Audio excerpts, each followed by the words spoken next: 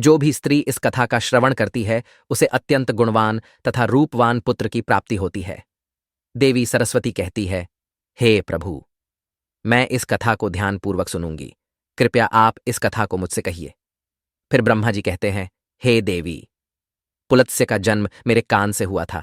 पुलत्स्य मेरे मानस पुत्रों में से एक है। मैंने उसे अनेक प्रकार की विद्याएं प्रदान की तथा उसके प्रकट होने का उद्देश्य उसे समझाया। फिर मैंने उसे संसार के कल्याण के लिए तपस्या करने का उत्तम कार्य सौंप दिया। मेरी ही आज्ञा से सत्ययुग में महर्षि पुलत्स्य सुमेरु पर्वत के उच्च बिंदु पर तपस्या करने के लिए चला गया। वहां पर आश्रम का निर्माण करके पुलत्स्य घोर तपस्या करने लगे। उसी समय अनेक गंधर्व, देवता, दानव तथा अप्सराएं उस स्थान पर विचरण करने के लिए आया करते थे। उन सभी की दृष्टि पुलत्स्य पर पड़ी तो वे सभी उनकी चेष्टा करने लगे।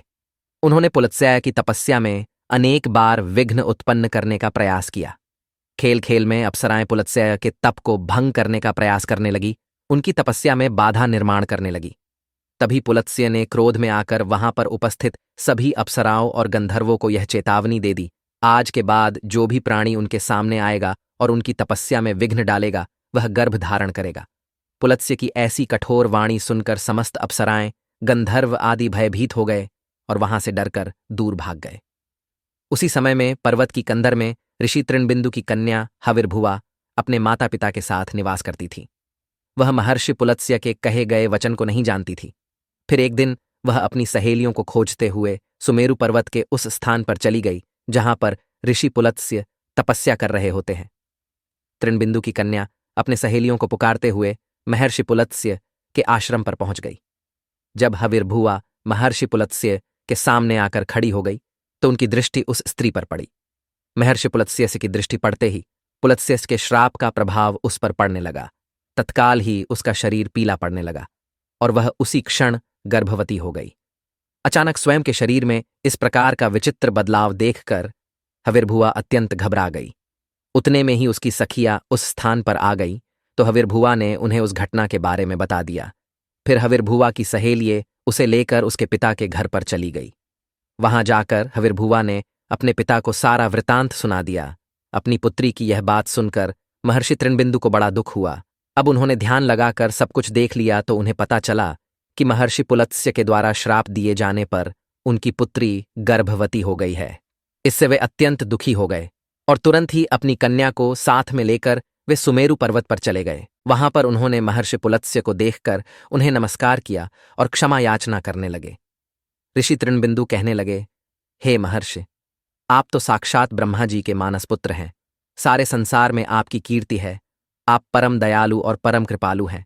आज मेरी पुत्री के द्वारा अनजाने में ही अपराध हुआ है। वह आपके द्वारा कहे गए कथन से अनजान थी। आप ही के श्राप के कारण आज मेरी पुत्री गर्भवती हो गई है। यह संसार की पहली स्त्री है जो गर्भवती बनी है।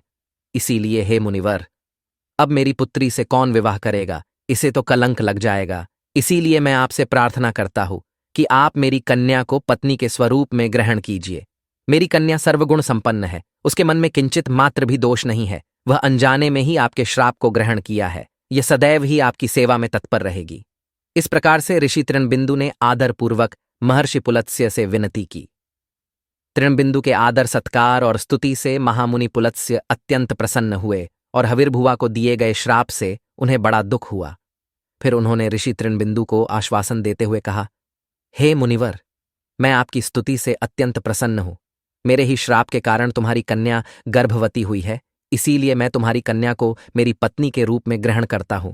इसीलिए तुम अब चिंता न करो। इस प्रकार से महर्षि पुलत्स्य ने ऋषि तृणबिंदु की कन्या हविर्भुवा को पत्नी के रूप में स्वीकार किया। तदनंतर तृणबिंदु की कन्या हविर्भुवा महर्षि पुलत्स्य के साथ उनके आश्रम पर ही रहने लगी और दिन रात सच्चे हृदय से उनकी सेवा करने लगी। महर्षि पुलत्स्य भी देवी हविर्भुवा की निस्वार्थ सेवा, पतिव्रता धर्म और भक्ति से अत्यंत प्रसन्न हुए और उनसे कहा, हे देवी, मैं तुम्हारी सेवा और भक्ति से अत्यंत प्रसन्न हूं। इसीलिए मैं तुम्हें मेरे ही समान पुत्र की प्राप्ति होने का वरदान देता हूं।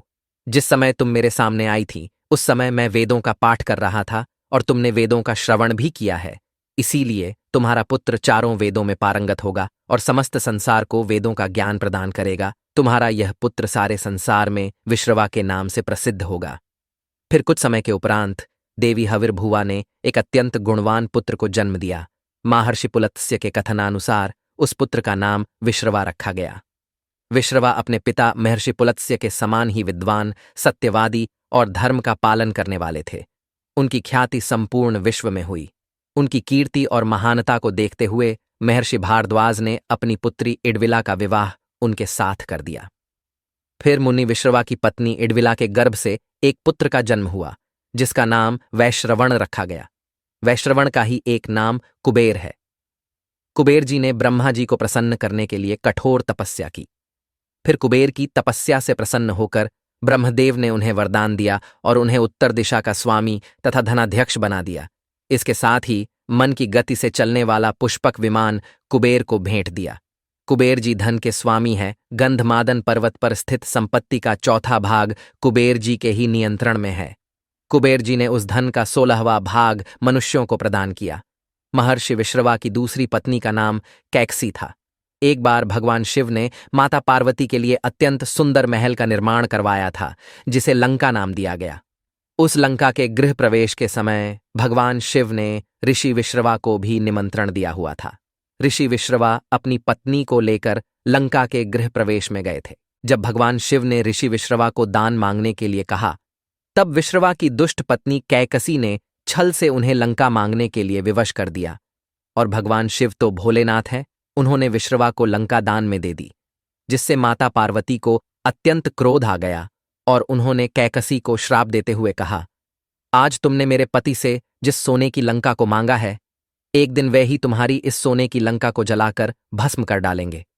जिसके बाद विश्रवा जी ने भगवान शिव द्वारा प्रदान की गई सोने की लंका को अपने पुत्र कुबेर को प्रदान की, किंतु बाद में कैकसी के पुत्र रावण ने कुबेर से वह लंका छीन ली।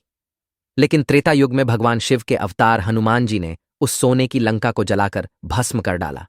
ब्रह्मदेव कहने लगे, हे देवी, इस प्रकार से महर्षि पुलत्स्य के श्राप के कारण संसार की स्त्रियां गर्भवती होती है।